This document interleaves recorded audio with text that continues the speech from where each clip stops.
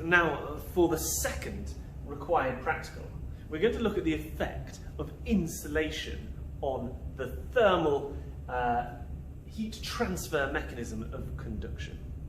So what I have here, I have 4 identical beakers, and they have been made to be different in only one way.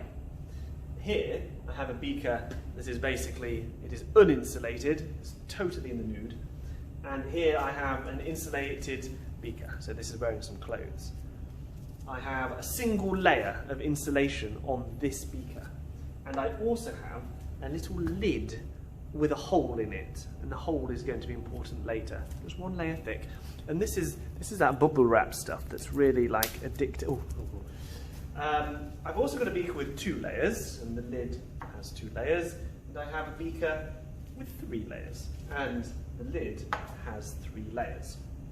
Now what I'm going to do is I'm going to fill them all up with an equal amount of boiling water.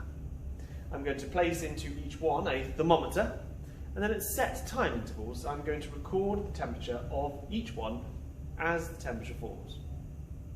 So I shall set this up. I think the first thing I'm going to do is put water in. I have to be reasonably quick, but not too quick, they're not going anywhere, and we'll basically start the timer from the moment they're all ready. Now I can prepare my thermometers by getting them out of their containers, being careful to make sure that the thermometers do not fall on the floor. What I'm going to do with my 4 thermometers is just check for calibration. What this means is I hold them all up and I check that they're all recording the same temperature as each other. Now you can see that I have one of my thermometers is actually slightly different to all the rest, but they are all measuring about 23 degrees, plus or minus about a degree. Now I'm going to place each of these in after I put the water in, otherwise I'm going to find it difficult. No, I've got an idea. I'm going to put it in now, like this. I'm going to put it in, not squeezing too hard, and not having the thermometer touch the bottom. The second one, I'm going to poke through the hole, but I'm going to leave the wrapper, or the lid, above the water level, and I'm going to slide it down after I have added the water. You've just got to be very careful you don't over tighten the thermometers, otherwise they will break. Now the instruction sheet requires you to wear goggles because of the hot water, but because I'm wearing my glasses, I'm going to just go without goggles. Place this in here. Now in an ideal world, I would position this in a way that I don't obscure the scale from myself, so that I can still read the thermometer. Probably clamping them at the very top would be more sensible than what I'm presently doing. So I'm nearly there, and last thermometer goes in, and you see all I then have to do is when I'm ready to record the temperature is, well, I need to pour in the water to the same volume, and then put the lids down and then measure the temperatures. Now I'm going to do this at set time intervals, so I'm going to start the stopwatch and then I'm going to record my data. What data should I record? Well, let me show you my book. My book looks something like this. So I've drawn myself a little diagram at the top to make sure that it's really clear what I am doing. And then I've drawn myself a table, and it very clearly shows that I'm measuring the temperature of 4 different things at different time intervals. Now I have only recorded 6 time intervals, and you could put more. It depends how much time you have, but no less than 6. So with no further ado, I'm going to add the water, and then we're going to start the experiment. So my water is boiling, and I'm going to add it to 100 millilitres. Now what you might find is, especially on these ones that have been insulated on the outside, is that you cannot see the writing on the outside of the beaker. But you can see where 100 is by looking through the transparent glass, and then you can see it on the other side. So I'm going to pour this in, Well, some people say, well, is this not a fair test set because you're putting some in before the others? Well, it's negligible. It's one of those things that could affect the experiment, but it isn't going to affect it in a particularly strong way, so long as we get a shift on and we actually get it done. Okay, they're all ready to go. Put the lids down. It's the first lid, put the second lid down. Make sure it is nice and snug. And then we put the third lid down. Now the warp has actually caused it to expand slightly. That's exciting. And I'm going to press start. And then at a set time interval, I'm going to read off my temperatures and I'm going to record it in my table. So the temperature, well, yes, I can see automatically already that the temperature is going up as you would expect. It is boiling water.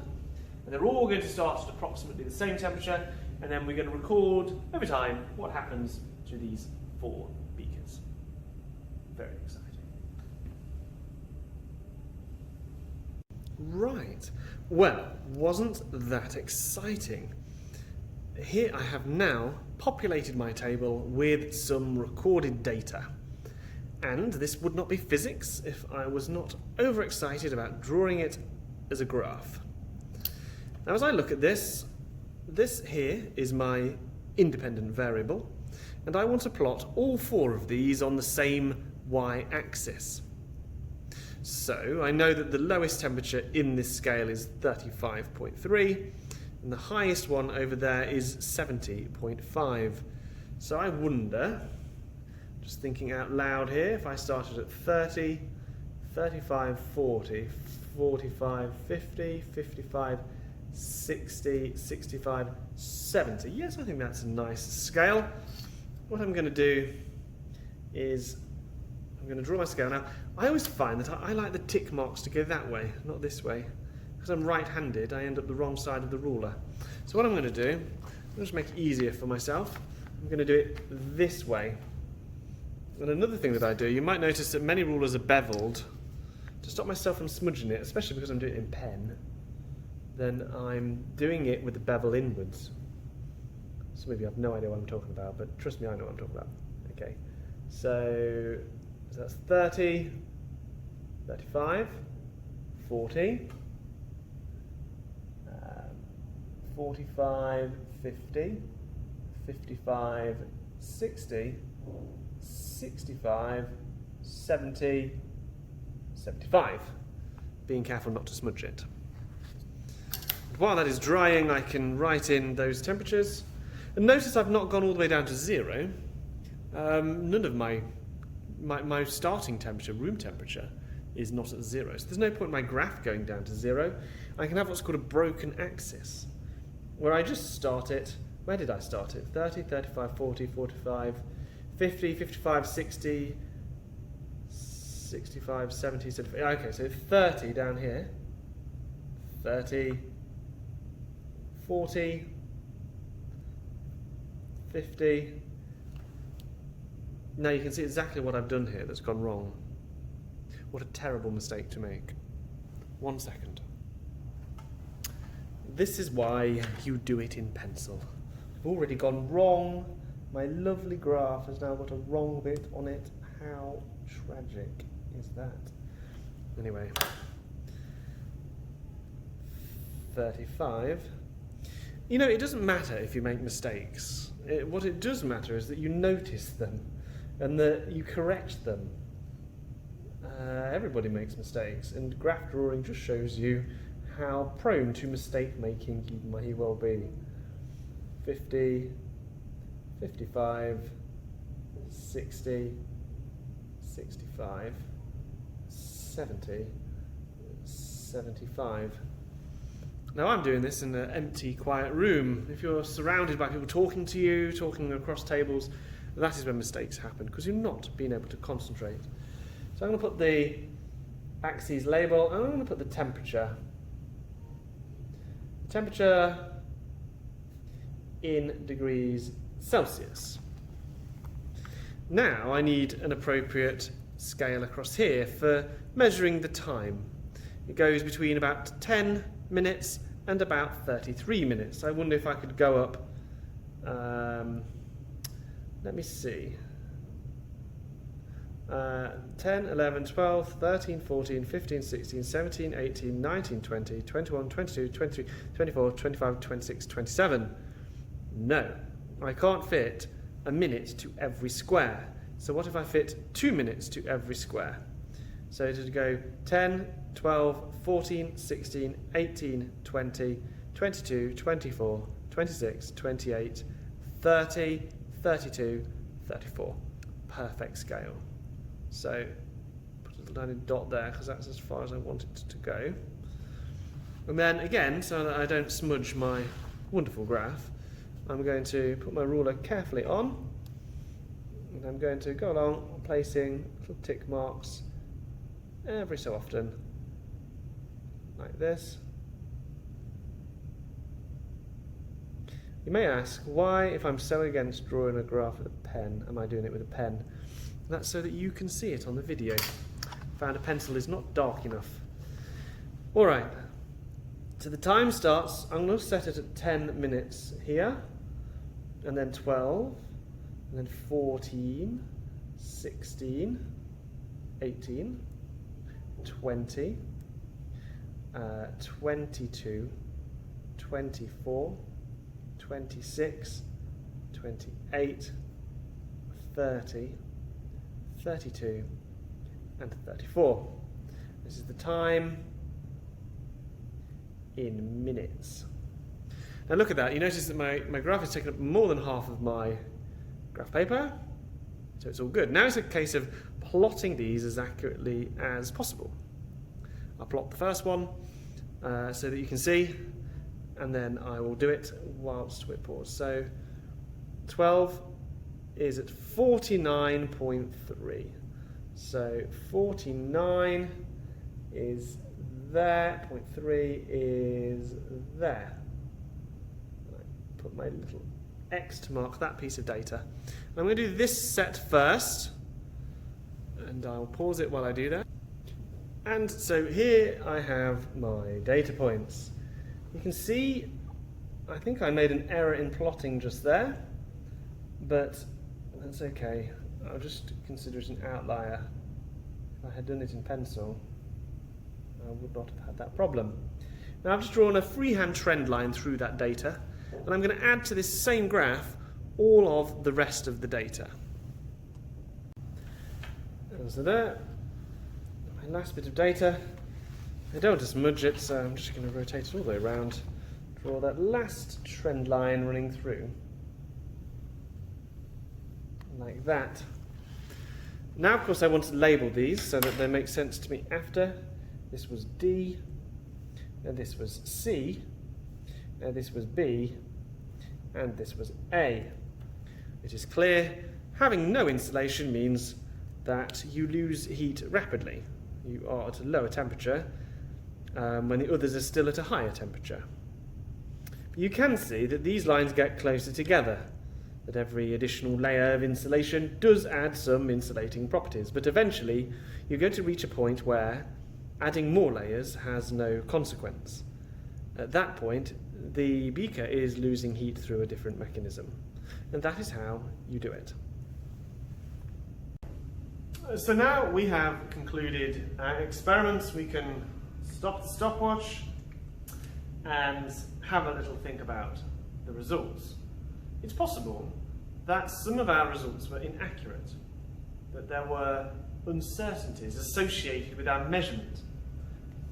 And by looking at the experiment, we need to try to figure out what those might be. To start with, the thermometers may have been miscalibrated. One of them could have had a slightly higher starting temperature than the rest, even though they were all at the same temperature. And that can account for a difference of 1 or 2 degrees. Further to that, you might find that these 3 are all filled with a blue ink, and this one is filled with a green ink. That might mean that this one is actually, the scale is slightly different. I could have read the scale wrong, thinking the scale was the same as on the other 2. Other potential sources of error include the fact that when the timer reached the point I wanted to record the time, what I did was I went along, and this one would be recorded several seconds later, but always later for this one by a few seconds. That could mean that this temperature was always recorded slightly later than it should. Using a computer, got past that issue. They were all taken at exactly the same time. And then there are issues with the equipment itself. I could have put a slightly different amount of water in these 3 beakers. A larger amount of water would have had more heat energy to give up to the environment, and so it might have taken longer for it to cool down. Another thing is, even though I've tried very hard to make sure these are closely fitting, there might be air escaping from one of these and not from the other, allowing convection and other heat transfer mechanisms to speeden up the cooling process for that particular beaker.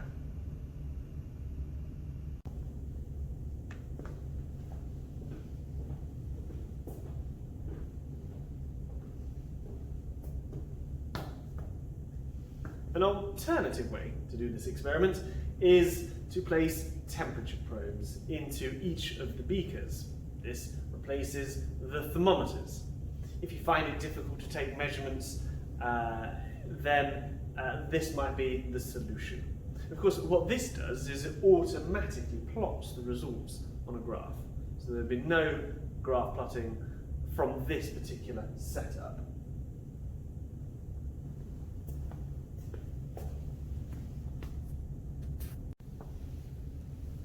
What you can see is that the temperature dropped most rapidly in the first beaker. And this is to be expected. Then, above that, beaker number 2 and 3 and 4. What is clear is having no insulation at all had a very large effect on the rate at which heat escaped from the water. As more and more layers were added, eventually we reached a point where more layers didn't actually contribute very much to changing things. We'd reached a point where the dominant heat transfer mechanism was not perhaps either conduction or convection, but in fact is possibly radiation.